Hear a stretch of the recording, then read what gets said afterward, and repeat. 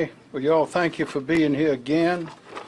Here's another one of our regular reports. And as I start off, let me say that we are all, speaking for all of Team South Carolina, we're very proud of the way the citizens have responded to our urgings and warnings and information. This has been a plan that has gone according to the way it was devised. The hurricane gave us a little break by going in slightly another direction from what was planned, but it's still a dangerous storm. There's still a lot of danger out there, and we will provide some details on that through those that you see here. First, from the meteorologist, John Quagliariello, if you will, please, sir. There he is. Thank you, Governor. Thank you, sir. All right, as of 2 o'clock, Tropical Storm Irma still had wind speeds of 60 miles an hour with some higher gusts. It was located about 50 miles south-southeast of Albany, Georgia. The tropical storm force winds now extend 415 miles northeast of the center, and that's why we're seeing pretty high winds across part of the state, which I'll detail here in a moment. One of the biggest issues right now across the state is the ongoing inundation along the coast, especially along the central and southern portion of the South Carolina coast. The tide gauge in Charleston Harbor has already surpassed Hurricane Matthew levels and is at its third highest level on record and still rising as of 2 o'clock. Storm surge inundation is already about 4 feet in the Charleston area.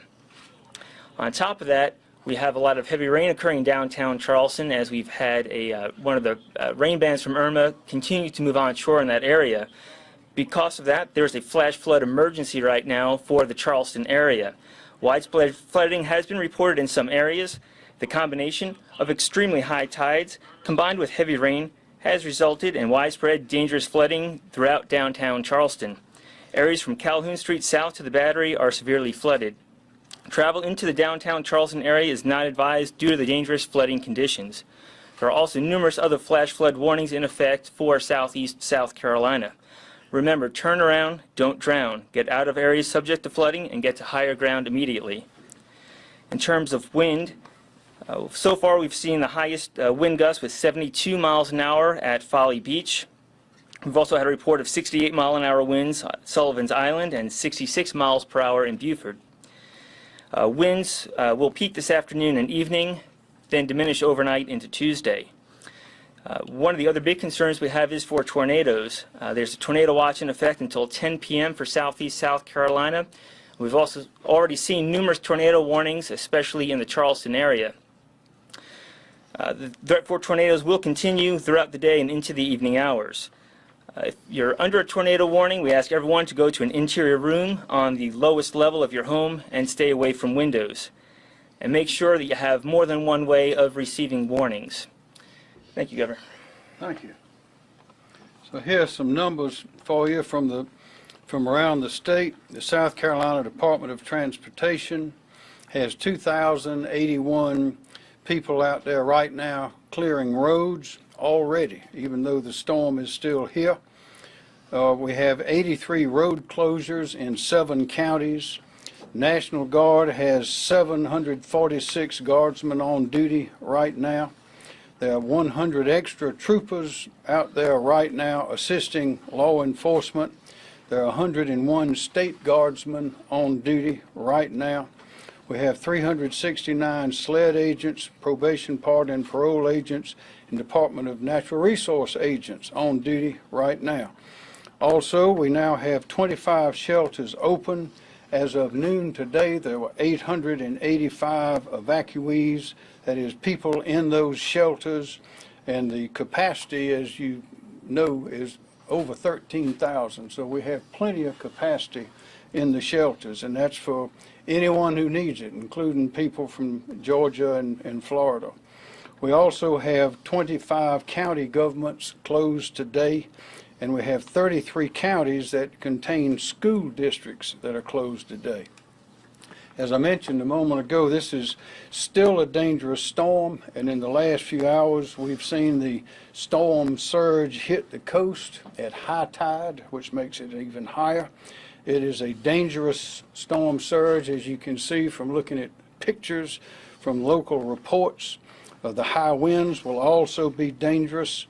We've seen a video of law enforcement at Edisto Beach, for example, taking risks, high risks, to rescue a group of people in a automobile in a storm surge there. It was overtaking their car and choked down and wouldn't run. There's no need to put yourself, your family, or the safety of the first responders at risk during this dangerous storm. So we're asking everyone, especially along the coast, to stay inside even after it stops raining. Do not attempt to drive this afternoon. The roads are dangerous. Rising water, flash floods can come out of anywhere very quickly. There will likely be some tornado warnings issued in various parts of the state. We urge everyone to stay away from downed power lines or anything that looks like a downed power line. Trees and limbs with downed power lines in them. Some may be underwater. You can't see them. They're hidden. There may be holes in streets under the water. There may be debris in streets under the water. So don't walk, don't drive down those streets. Power outages. Right now, across the state, there are 146,784 meter power outages. That is, there are that many meters, 146,784 that are out across the state. The largest of these outages are in Charleston, Beaufort, Berkeley, Lexington, and Richland counties. But right now there are linesmen out in the storm from the various companies working to restore power. SCE&G has 2,582 people out there working to restore power. The electric co-ops have 250 crews out there, and Duke Power has 6,000 people out there working across the Carolinas. That's North and South Carolina. Re-evacuation and re-entry. Re-evacuation and re-entry. Those decisions have not been made yet, and that will depend on the conditions and the input from the local authorities in the various counties and cities.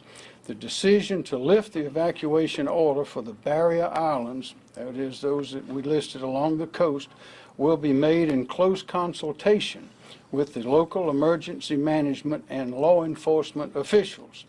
While the storm may have passed, the evacuation cannot be lifted until it's safe for people to return.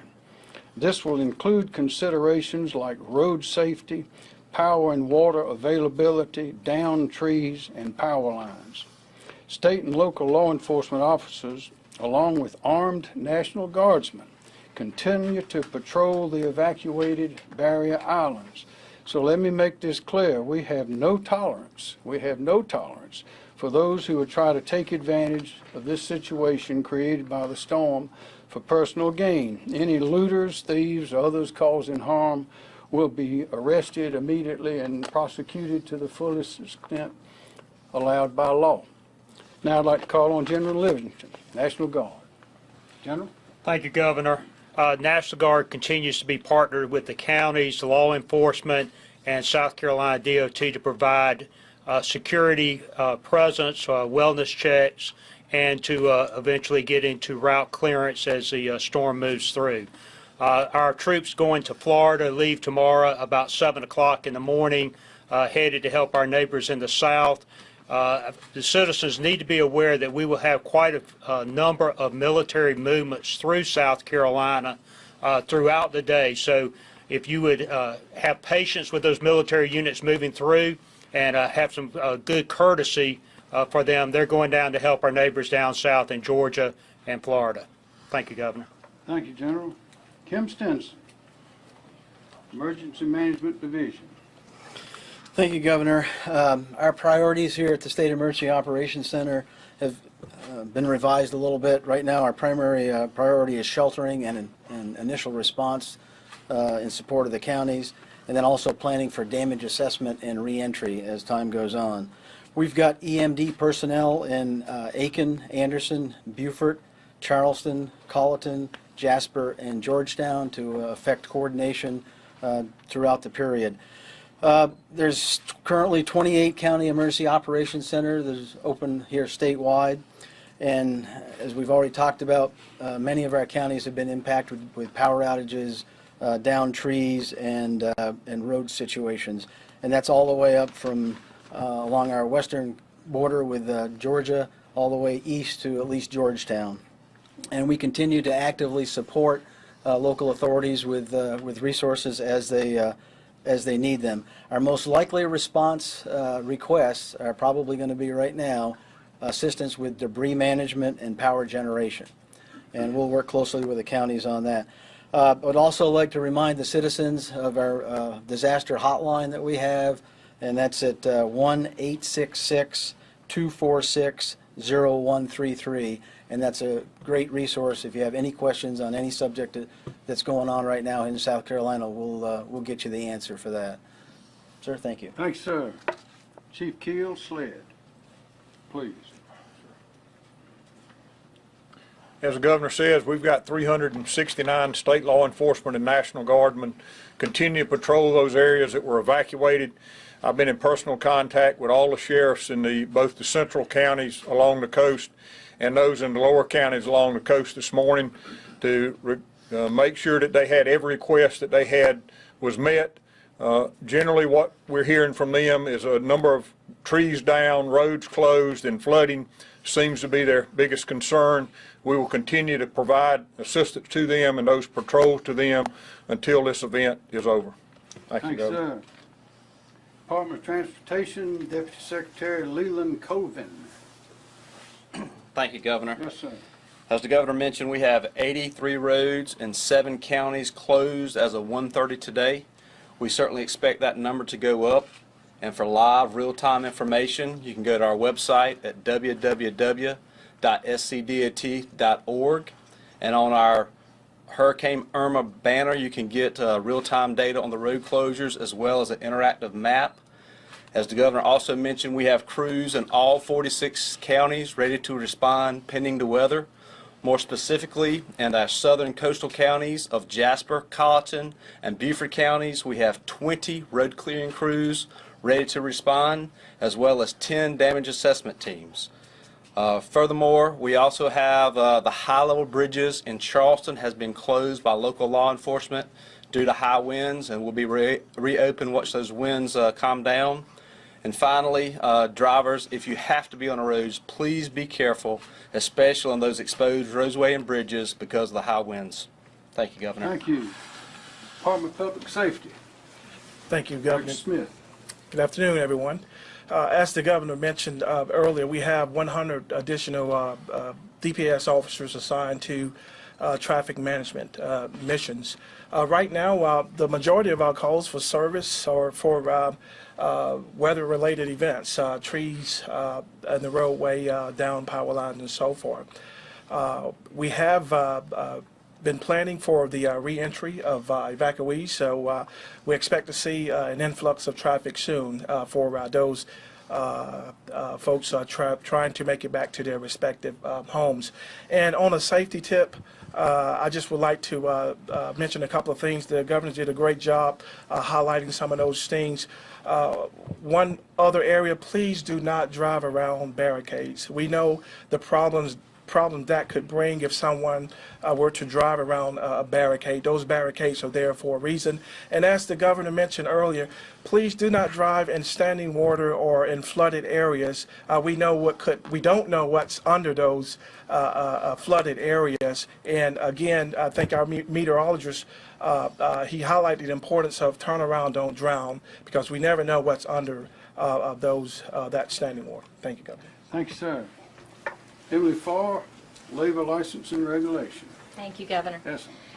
South Carolina has a well-trained and very competent fire and rescue community, and thus far they have been able to handle the weather conditions and the flooding in their local areas. That being said, State Fire continues to stand ready to provide resources that may be needed as we move into the late afternoon and this evening. Firefighter mobilization is fully staffed and ready to respond to any requests. Mobilization coordinates to move search and rescue, firefighting, and other first responder personnel and resources needed throughout the state to provide backup and support to the local areas if they need additional assistance. So mobilization is ready to do that as may be needed as the day progresses. At the Fire Academy here in Columbia, we do have 2 crews of rescue swimmers who are ready to work with the National Guard for any South Carolina HART missions. That's the Helicopter Aquatic Rescue Teams missions once the winds die down, if that's necessary. Or they're also ready to mobilize on the ground for boat rescues as well. As we have power outages continue throughout the state, I'll turn over to the State Fire Marshal, Chief Jonathan Jones, to provide some very important safety tips for the public. Jonathan. Fire Marshal. Thank you, sir. Yes, sir. Always ensure that if you're using a generator in a power outage that the exhaust is directed away from openings in your house, such as doors or windows. Please never run a generator inside your home or in garages. Never use outdoor grills indoors. And if possible, use battery-powered auxiliary lighting instead of candles. But if you must use candles, please make sure that you never leave a candle unattended. Make sure that you use appropriate and sturdy candle holders. Extinguish candles before you go to bed. And please make sure that you keep candles away from other combustible materials. Thank you. Thank you, Mr. Jones. Alvin Taylor, Department of Natural Resources. Thank you, Governor. Yes, sir. Department of Resources officers are embedded along the coast now, ready to respond to any missions, life-saving missions that we may be there. We are currently patrolling, or will be patrolling the Berry Islands by water. We know we've had some flooding conditions, and we're in contact with local EOCs and emergency personnel to respond to those as needed. So we're ready to go. We're in place. We would ask, it's not too early, I don't think, to ask our boaters that when the storm subsides and it's clear again, to stay off the water, because we've seen there have been docks damaged and there'll be vessels that are underwater, and that's just another hazard. Also, if you're in a boat and you're looking at damage and there's water in homes, your wake from your boats as a sightseer could cause more damage to those homes, and we do not need that. So we would ask our boaters to stay off the water. We're also in the process of DNR responding to Florida, and we will have 50 officers with boats and rescue equipment pulling out tomorrow morning to go to Florida to assist our neighbors in Florida. Governor, that's all I have. Thank you, Colonel. David Wilson with DHEC. Thank you, Governor. The department has opened 4 special needs, medical special needs shelters in the counties of Colleton, Hampton, Orangeburg, and Sumter. We also are continuing to operate our care line to assist the public and the clients of our health county departments that are closed right now. That care line number is 1-800-868-0404. Again, 1-800-868-0404. We will begin post-storm assessments of high-priority dams across the state as the storm lifts tomorrow. In the interim, we are manning a 24-hour hotline for dam owners to report problems they may have. That number is 803-898-1939. Again, 803-898-1939. Thank you, Governor. Thank you, sir. From FEMA, Mr. Willie Nunn. Thank you, Governor. Yes, sir. We continue to be focused on the state's priorities of initial response, the also sheltering, reentry, and damage assessments. And we also still co-located here with the team to make sure that whatever requirements that come from Tropical Storm Irma in that flash flooding or any other type storm surge, we're here to make sure that any federal support that's needed, we can provide it. Thank you, Governor. Thank you, sir. Duke Scott. Thank you, Governor. As the Governor said, we've got about 146,000 meters out as we came in. SC&G had about 93,000 of those. Duke had about 4,300. Santee Cooper had 1,000. And the electric cooperatives combined had 48,000.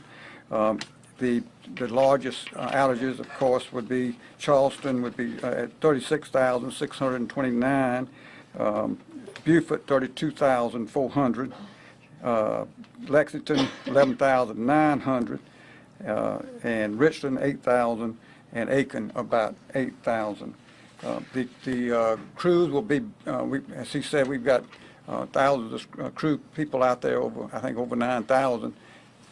You'll see them back out there as soon as it's safe to go back out. There's limitations on when you can use a bucket truck and those types of things, but as soon as they can get back out there safely, you'll see them out there, you'll see them working. We ask you, you're going to appreciate them, but you'd be better off not trying to take them cookies and stuff. Let them get the work done, then give them the cookies and that type of thing. We've got no issues reported regarding fuel at this time. Thank you, Governor. Okay, thank you very much. And finally, Department of Social Services, Susan Allen. Thank you, Governor. The Department of Social Services, along with our partners, the American Red Cross, Salvation Army, the National Guard, SLED, and other law enforcement agencies, are currently supporting 25 general population shelters across the state. As the Governor has already indicated, we have more than 800 residents in those shelters right now, but we have the capacity for over 13,000 shelters.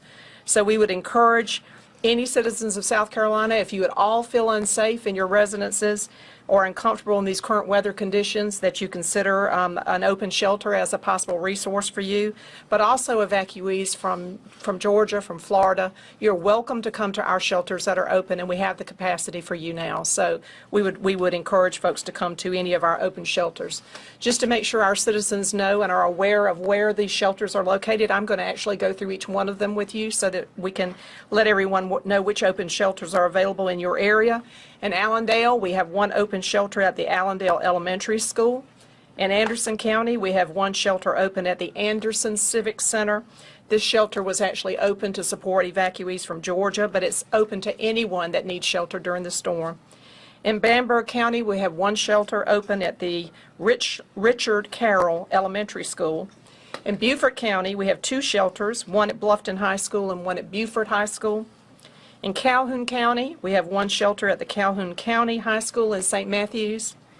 In Charleston County, we have two shelters open. They're both on Leeds Avenue in North Charleston at the Coastal Pre-Release Center and in the facility right next door to it, the county facility that's run by Charleston.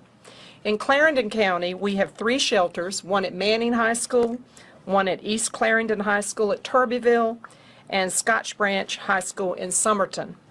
In Colleton County, we have one shelter open at Colleton Middle School. In Jasper, we have one shelter open at Ridgeland High School with a capacity of 1,100.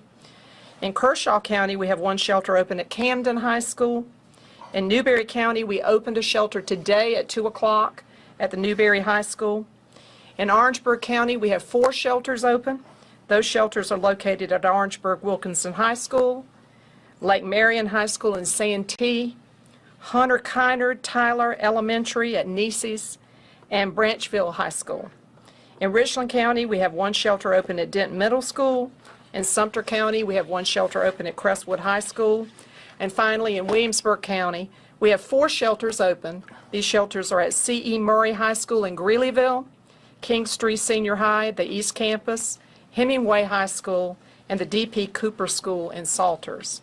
So again, we would just encourage anyone that feels uncomfortable during the storm and is in need of shelter to please consider one of our 25 open shelters as a resource. Our staff stands ready to help any of our evacuees, and you can check that list of open shelters throughout the day on the South Carolina Emergency Division website.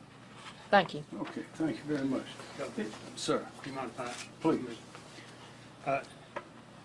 Wanted to reemphasize one thing, and this is the safety issue. Stay at your home. Don't get out there and sightsee. Don't go up and down the water in your boat.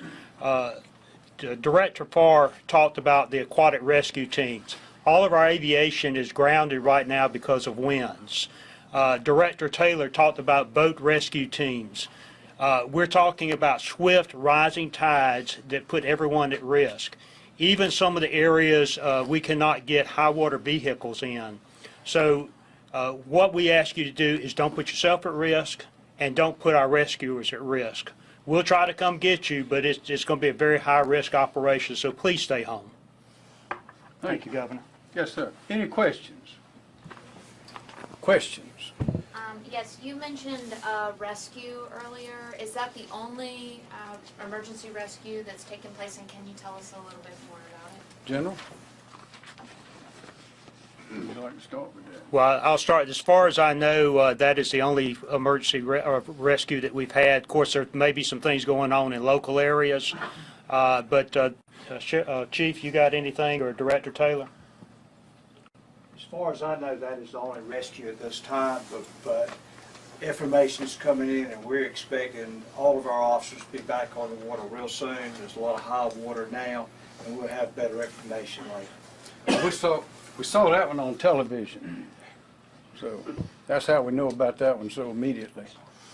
Do we know anything about the erosion that we're facing along the coast? Well, we know there will be some because these tides are just about precisely as predicted, between 3 to 6 feet or 4 to 6 feet, and it looks like when all the high tides are through and they're a little bit delayed, that is the receding of the tide is delayed because of the winds and the water, of the force of the water and the winds, but that will probably be right on the money. And with tides like that, you're always going to have some erosion. Now, how bad it'll be, we don't know. But we're not so much worried about erosion right now as the safety of the people. For SCDOT, do we know the cause of the road closures? Is it mainly flooding, or is it those trees coming down? So of the 83 bridges, 83 roadways, about 2/3 of those were caused by trees and about 1/3 caused by water. But as the rain continues to fall, we expect more closures to come into play. And again, go to our website and look for that for real-time information. We have that information online. Thank you. Of the National Guardsmen and DNR officers going to assist in Florida, do we know what kind of mission or what kind of work they'll be doing? General? From the National Guard perspective, we'll be doing mainly security missions and wellness checks for the people down at this point just north of Tampa. Colonel Taylor? From a DNR perspective, we will be carrying our boating equipment for still high water rescue, especially in those out of the way areas, away from populated areas, along with ATV all-terrain vehicles for rural search and rescue. Next question. Do you know when you will talk to the local emergency officials to get a sense of when people can return back to Hilton Head, et cetera? Yes, ma'am. We've been talking to them nonstop ever since this began for days now, but we can't not give an estimate as to when we will do that at this point, but we'll let you know as soon as we can do so. If residents come across lights or traffic lights at major intersections that are out, should they contact anybody with certain numbers, or what should they do? Yes, they should. Yes, sir. We have a 24-hour hotline. It's Go DOT, Go SCDOT. If you can make the phone call to there, we'll get our signal crews out there. In addition to our bridge inspectors and our road clearing crews, we certainly have our signal crews ready to go as soon as the wind will allow us. Next question. Are officials from Florida and Georgia asking you to send a message to evacuees here in the state? Are they requesting that they stay put? Well, we've been trying to do that through the welcome centers as well as through these broadcasts and other information about the availability of shelters and also the road information. Yes. Next question. Just to confirm, there aren't any fatalities related to Irma? Not in South Carolina, not that we know of at this time. And for Director Smith, about accidents? As of now, we do not have any storm-related fatalities. We have one of our majors, and his role is to contact the coroners. We've been in contact with the coroners, and as hopefully we won't have any storm-related fatalities. If we do, we will communicate with the coroners, and they will rule it as either storm-related or not storm-related. And if ruled as storm-related, we'll be sure to report that information to you all. know that crews can't go out to service power lines at this time until it's safe. Do we have a timeline of when the storm is going to pass and we can start seeing some of those repairs? No, ma'am, we don't, but we're ready, as been indicated, the personnel all over the state primed and ready to go, and of course with law enforcement, they're operating right now. Next question. Do we have any idea how many of the evacuees, this might be for DSS, in the shelters are South Carolinians, and how many have come from Florida and Georgia? Good question. I don't have any firm numbers of that, but we are aware that the majority are actually in-state residents as opposed to out-of-state. But we're now actually collecting those numbers so we can give those to the governor, so we'll know exactly what the situation has been so far. And Governor, we discovered just a few minutes before coming out here, before you all came out here, that a tree had fallen onto an apartment building that you own. That's right. In Columbia. I discovered it too, about the same time you did. You know, obviously that shows the governor is not immune from the effects of the storm. What have you heard about it, and what's your message for the folks that are staying there? Well, it's those are college students there, and there's several buildings there, and there's a large oak tree that nobody suspected might fall that did, and it affects 2 of the apartments, and those people are being accommodated, and we're having the engineers over there and the fire departments over there. But that's what everybody's going to face when a big limb or a tree falls on your property, and it can happen anywhere. We didn't expect that at all because of the size of that tree and the strength of that tree. There's some others we thought we'd see around town that we'd expect to fall. They haven't fallen, but that one did. As far as you're aware, everyone who lives in that building is safe and accounted for? Oh yeah, they're safe and accounted for, certainly. Yes. Would you know if schools are going to be operating on a regular schedule again tomorrow? That will be, I don't know that we have that precise information, but those are local decisions that will be made by the school districts and the counties. Any more questions? Well, thank you very much for coming. And thank you all too. Thank you.